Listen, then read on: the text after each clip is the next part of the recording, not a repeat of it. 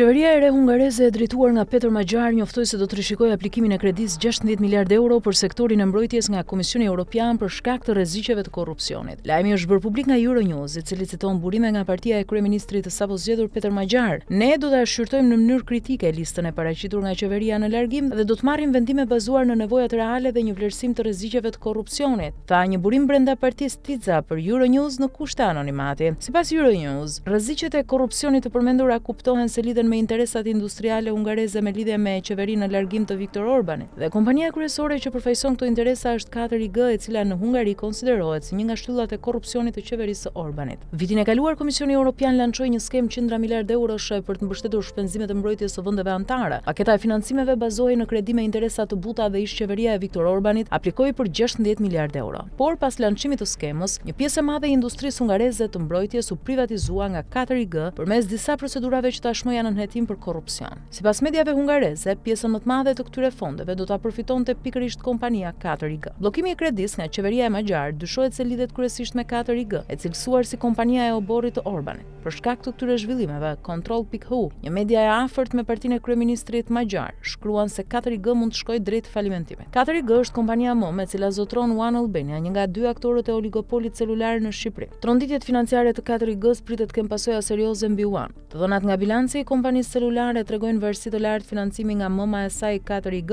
Sipas të dhënave nga bilanci në fund të vitit 2024, One Albania kishte rreth 9.1 miliard lekë ose mbi 96 milion euro hua të marra nga grupi MOM. Aktualisht One Albania është duke negociuar marrjen e një kredie të madhe nga një bankë e nivelit të dytë në Shqipëri. Por zhvillimet e fundit brenda grupit 4IG kanë rritur ndjeshëm rreziqet financiare për One, të cilat mund të përcillen sektorit bankar vendas në kushtet e financimeve të pakujdesshme. Tashmë One Albania dhe gjithë grupi 4IG klasifikohen si një korporat me reputacion të damkosur për shkak të lidhjeve politike të kompanisë, si edhe me rishje të larta financiare, jo vetëm për shkak të bllokimit të fondeve që grupi përfitonte nga ish-qeveria e Orban, por për shkak edhe të pasojave të mundshme ligjore nga hetimet për korrupsion që ka paralajmëruar qeveria e Peter Magyar.